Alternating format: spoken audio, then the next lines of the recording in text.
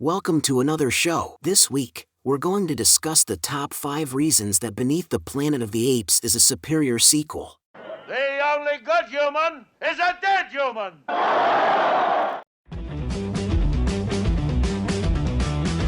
Beneath the Planet of the Apes is a 1970 American science fiction film directed by Ted Post from a screenplay by Paul Den, based on a story by Den and Mort Abrahams. The film is the sequel to Planet of the Apes, and the second installment in the Planet of the Apes original film series. It stars James Franciscus, Kim Hunter, Maurice Evans, and Linda Harrison, and features Charlton Heston in a supporting role. Following the events of Planet of the Apes, time-displaced astronaut Taylor and the mutant Nova travel through the desert of the Forbidden Zone in search of a new life far away from Ape City. Without warning, fire shoots up from the ground and deep chasms open. Confused by this, Taylor investigates a cliff wall and disappears through it before Nova's eyes. Unable to reach him, Nova is left alone. After being sent to search for Taylor and his crew, a second spaceship crash lands on the Forbidden Zone. Brent, the only survivor, notes he is in the year 3955,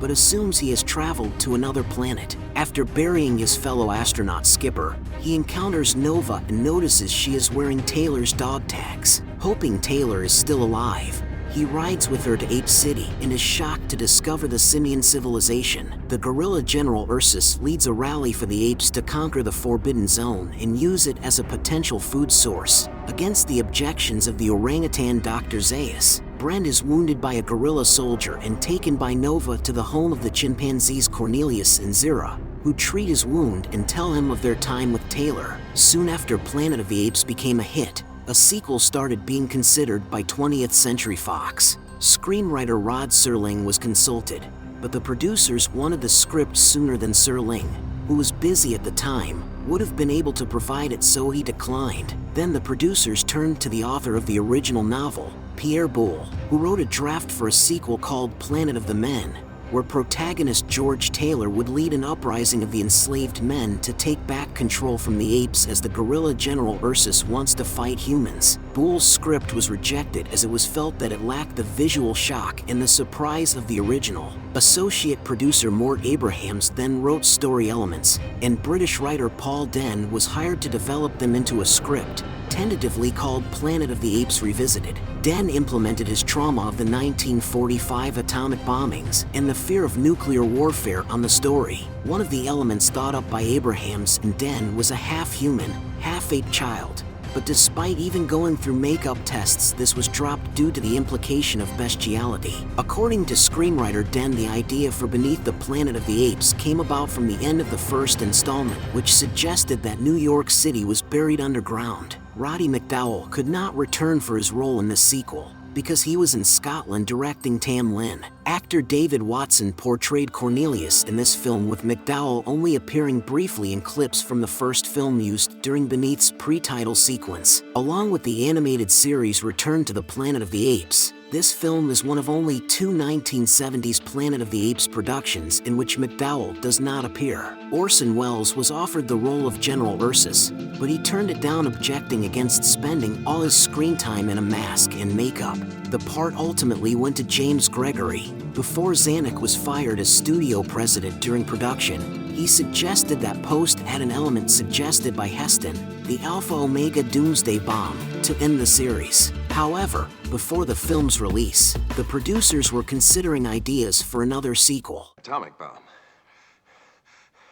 It's operational. They intend to use it. What type is it? I don't know.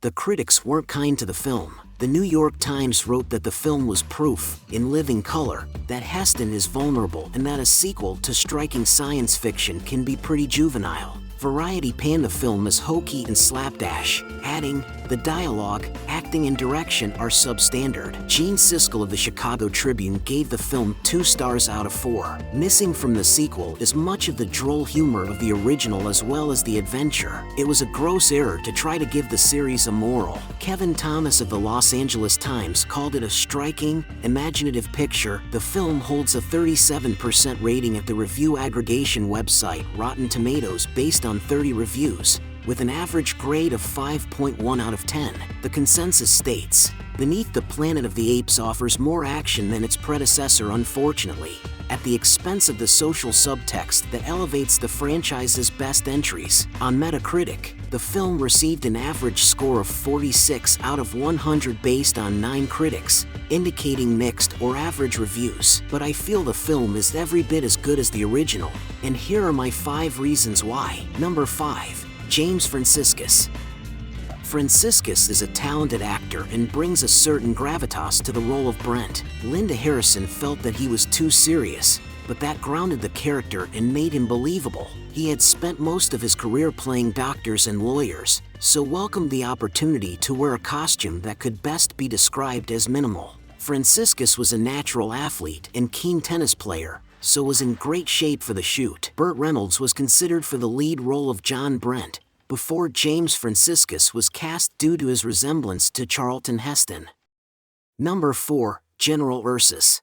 I'll tell you one thing that every good soldier knows. The only thing that counts in the end is power. Naked, merciless force! The original Planet of the Apes has no major gorilla antagonist. James Gregory is great in the role and scary as hell towards the humans. His Ursus is the scariest gorilla in the entire franchise, including Claude Aiken's General Aldo in the 5th film. Orson Welles was offered the role of General Ursus, which he turned down. Ernest Borgnine was also considered for General Ursus. Number 3. Charlton Heston. Although it's noted that Heston does not like to do sequels, he agreed to return for this film, and this is the only other Planet of the Apes film to feature Taylor in the franchise. His total screen time amounts to 18 minutes of original footage. Number 2. The Mutants. I reveal my inmost self unto my God. Unto my God. Nothing can top the original ending of the first film, but this one certainly tries with the reveal of the mutants. It is a decent moment and truly frightening, especially to a 10-year-old seeing the film for the first time. And the number 1 reason why Beneath the Planet of the Apes is a worthy sequel is worshipping the atom bomb.